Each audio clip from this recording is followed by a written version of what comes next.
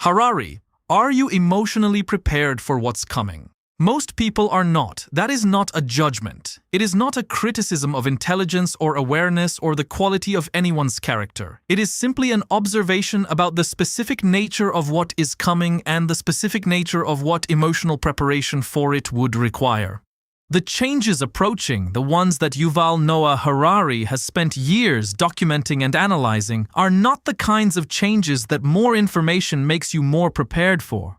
You can understand the economic disruption of artificial intelligence intellectually and still be emotionally devastated when the disruption arrives in your specific life, in the form of your specific work becoming redundant, your specific skills losing their value, your specific professional identity being rendered unnecessary. You can understand the transformation of human relationships and social structures conceptually and still be profoundly disoriented when the forms of belonging and connection you have organized your life around dissolve in ways the concept did not fully prepare you to feel. The gap between intellectual understanding and emotional preparation is one of the most important and most consistently overlooked dimensions of the transformation Harari describes. We live in a culture that believes, with deep and largely unexamined conviction, that knowing about something constitutes the primary form of readiness for it. We read, we follow the news, we consume analysis, we update our intellectual picture of what is happening and what is coming, and we mistake the updating of our intellectual picture for the development of the emotional and psychological capacities that will actually determine how well or how poorly we navigate what is arriving. Harari's analysis points towards several specific dimensions of the coming transformation that require not merely intellectual understanding, but genuine emotional preparation. Preparation in the sense of the deliberate development of inner capacities that will be tested in ways and at speeds that no previous generation has faced in quite this form. The first is the emotional preparation for irrelevance. One of the most consistent and most profound threats that the acceleration of artificial intelligence poses to ordinary human psychological well-being is not primarily economic, though it is that. It is existential. The human sense of purpose, the experience of mattering, of contributing something that is needed, of being someone whose specific capacities make a difference to the world, has been historically organized, more than any other single factor, around productive work. You are what you do. Your value is substantially constituted by your usefulness. This is not a shallow or superficial dimension of human psychology. It is deeply embedded in the evolutionary architecture of a social species for whom contribution to the group was, for most of human history, the primary mechanism of belonging and survival. The specific psychological challenge that AI-driven displacement of cognitive labor poses is not merely the challenge of economic difficulty, real as that is. It is the challenge of maintaining a sense of genuine worth and genuine purpose in conditions where the most visible and most socially endorsed source of that worth and purpose, paid productive work, is becoming increasingly unavailable across an expanding range of the roles that have historically provided it. The person who loses not merely a job, but the occupation that constituted their primary answer to the question of who they are and why they matter, faces a form of psychological disruption that pure economic support, however important, does not fully address. Emotional preparation for this specific disruption requires the development, before the disruption arrives, of alternative foundations for the sense of worth and purpose that do not depend on the market's assessment of one's cognitive output. Foundations in relationship, in community, in creative engagement, in contribution that is valued for its human quality rather than its productive efficiency. These foundations cannot be rapidly constructed in the middle of a crisis. They need to be built before the crisis arrives, by investing deliberately and against the current of a culture that systematically prioritizes productive achievement over relational and creative development. The second dimension of emotional preparation concerns the capacity to tolerate genuine uncertainty, and not merely the ordinary uncertainty of daily life, but the specific and unprecedented quality of uncertainty that characterizes the current moment. Human beings are built for a degree of predictability. The capacity to form expectations about what tomorrow will look like, what the world will be organized around, what skills and relationships and forms of social participation will matter, is not a luxury of the psychologically fragile. It is a basic requirement of the cognitive architecture of a species that plans, that defers gratification, that organizes behavior around expected future states. The specific disruption that the current technological acceleration produces to this expectation-forming capacity is not merely that specific predictions are harder to make accurately. It is that the very frameworks within which predictions are formed are themselves becoming unstable. The categories that previously organized expectation, the understanding of what a career looks like, what a family structure looks like, what a political arrangement looks like, what a human being is, are all simultaneously in motion in ways that make the ordinary expectation-forming work of a human mind harder and harder to perform. Emotional preparation for this level of uncertainty is not primarily cognitive. You cannot think your way into tolerance for genuine uncertainty. You can understand that the future is uncertain without being genuinely capable of living well inside that uncertainty. The capacity to function effectively and maintain psychological stability in conditions of genuine uncertainty is developed through practice, through the specific discipline of remaining present and engaged in conditions where the usual supports of predictability and expectation are absent or unreliable. Through the cultivation of a relationship with the present moment that is sufficiently grounded to provide stability even when the future is genuinely unclear. This is one of the most important things that contemplative practice of any genuine form develops, not because contemplative practice makes uncertainty disappear or become intellectually less real, but because it develops a quality of inner groundedness that does not depend on the future being predictable in order to be stable. The third dimension concerns what might be called grief literacy, the specific emotional capacity to grieve genuinely and well the losses that the coming transformation will produce, without either avoiding the grief or being destroyed by it. The transformation ahead will produce real losses, not merely inconveniences or adjustments. Real losses of forms of life, forms of work, forms of community, forms of identity that have been genuinely valuable and that will not survive the transition in the forms they currently hold. The farmer who loses a way of life that has defined their family for generations. The professional whose expertise, developed over decades, becomes economically irrelevant within years. The community whose organizing institution, whether a factory or a church or a civic organization, dissolves as the conditions that sustained it change. The person whose sense of self was built around capacities that AI can now replicate. These losses are real. They deserve genuine grief. The culture that has the most difficulty processing these losses is a culture that has been systematically under-practicing grief. Contemporary culture in the most technologically advanced societies has become extraordinarily skilled at the avoidance of grief, at the rapid transformation of loss into the positive framing of opportunity or growth or change, at the management of the experience of loss into something more socially comfortable than the raw, disorganizing, necessary experience of genuine mourning.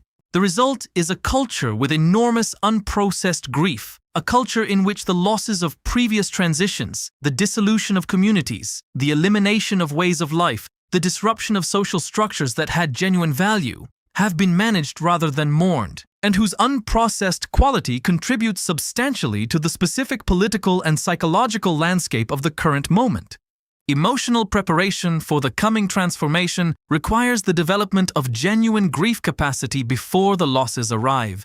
The willingness to mourn genuinely what is genuinely worth mourning, without the premature reframe into acceptance or opportunity. The tolerance for the disorganizing quality of real loss that the culture of rapid positive reframing has made increasingly unfamiliar. The community within which grief can be genuinely shared rather than privately managed.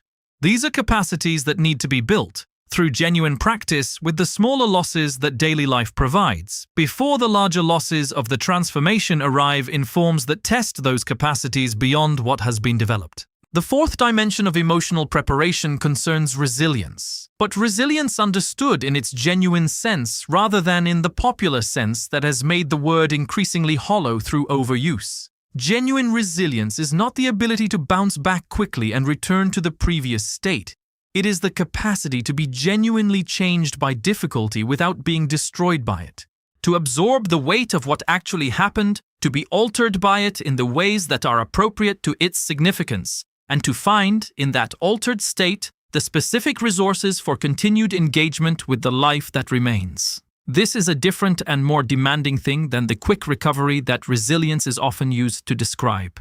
And it is developed not by avoiding difficulty, but by genuinely inhabiting it when it arrives, by allowing the full weight of genuinely difficult experience to be felt rather than managed, and by discovering, in the feeling of it, the specific inner resources that difficulty actually tests. The specific inner resource that genuine resilience most fundamentally depends on is what might be called meaning beyond circumstances.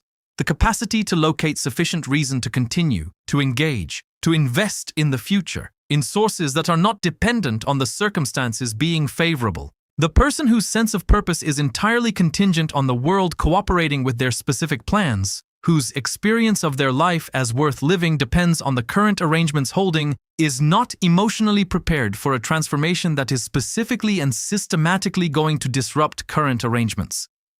The person who has found or is genuinely in the process of finding sources of meaning that are relatively independent of specific external circumstances, sources in relationship, in creative engagement, in commitment to something larger than personal success in the current arrangement, has a form of resilience that the coming disruption will test but not necessarily destroy. Harari himself is a person who has practiced, with great seriousness and at significant personal cost in time and engagement with the world, the specific contemplative discipline that he regards as the most important single resource for the kind of emotional preparation that the current moment requires. His annual periods of extended silent meditation are not a personal preference or a spiritual identity. They are, as he describes them, the foundational practice that makes his capacity to see clearly and remain engaged possible in conditions of the specific complexity and uncertainty that his work requires him to inhabit. And what those practices develop at their most fundamental is precisely the quality of inner groundedness that does not depend on external conditions being favorable or predictable. The capacity to be fully present in the specific moment that actually exists, even when that moment contains significant difficulty, significant uncertainty, and significant loss, and to find in that presence, rather than in the conditions surrounding it, the stability that genuine functioning requires. Are you emotionally prepared for what is coming? The honest answer for most people is that the preparation is incomplete. Not because of any failure of will or intelligence, but because the specific form of preparation that the coming transformation most requires, the development of genuine emotional capacities that are not contingent on external conditions remaining favorable, has not been the priority that a culture organized around external optimization has most rewarded or most supported. The time to begin is not when the disruption arrives. The time to begin is now, in the specific daily choices about where you invest your attention and your relational energy and your practices of inner development, before the test arrives in forms that leave no time for the preparation that the test requires. The coming transformation is real. Its emotional weight will be significant. And the degree to which you navigate it with grace rather than devastation depends, more than any other single factor, on the quality of the inner resources you bring to it. Those resources are built not in crisis but before it. Not in the moment of testing, but in the years of practice that make the testing survivable. Begin now. The preparation that matters most is not intellectual. It is the slow, daily, unglamorous work of building the inner life that the coming years will test. That work is available right now, in the specific daily choices about presence, about relationship, about genuine engagement with what is actually here, that constitute the only real preparation for what is genuinely coming. Are you emotionally prepared? The more important question is whether you are beginning to prepare, because the beginning is still available. And beginning is everything. One final dimension deserves to be named directly, because it is the dimension that most quietly determines whether all other preparation is possible. It is the dimension of genuine human connection, and specifically the question of whether the relationships in your life are deep enough and honest enough to function as genuine support when the test arrives. The coming transformation will not be navigated well in isolation. The specific emotional challenges it poses, the experience of irrelevance, the disorientation of genuine uncertainty, the grief of real loss, the demand for resilience beyond what any individual can sustain alone, are challenges that human beings are not designed to navigate without the specific form of support that genuine community provides. Not the community of digital connection, which provides a simulation of presence that becomes most visibly inadequate precisely in the moments of genuine crisis, but the community of people who are genuinely known to each other, who have shared enough real experience to trust each other in the ways that genuine support requires, who are present with each other in the specific embodied sense that the moments of greatest difficulty most need. The person who arrives at the disruption with genuinely deep relationships, with community that has been built through the investment of real time and real honesty and real mutual presence, arrives with a resource of extraordinary value. The person who arrives with the digital equivalent, with hundreds of connections that have never been tested by genuine difficulty, with the familiar performance of social belonging in the absence of its genuine substance, arrives with something that will prove far less adequate to the weight of what is coming than it has appeared, while the weight has not yet arrived.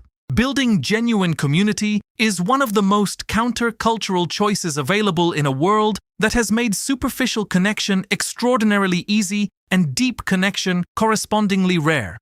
It requires the investment of real time in fewer relationships rather than the broadcasting of curated presence to larger audiences. It requires the vulnerability of genuine self-disclosure to specific people rather than the performance of selected aspects of the self to indefinite networks. It requires the tolerance of the specific messiness and difficulty and conflict that genuine relationship produces, rather than the management of social experience into the frictionless pleasantness that digital social environments most effectively provide. This investment is the emotional preparation that the coming years will most test and most reward. Not the smartest analysis of the disruption. Not the most sophisticated intellectual understanding of Harari's framework. Not even the most carefully developed individual practices of resilience and presence, though those matter. The investment in the quality and depth of the specific human relationships that will be the primary resource through which the weight of what is coming is survived and navigated and eventually transcended. Are you emotionally prepared for what is coming?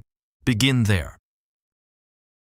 With the specific people in your specific life who are worth knowing genuinely and who are worth being genuinely known by. That is where the real preparation lives. And it is available right now in every choice you make about where your real attention and your real presence and your real investment of self goes. The coming years will test everything. The only question worth asking is whether you are building now the inner and relational resources that the testing will require.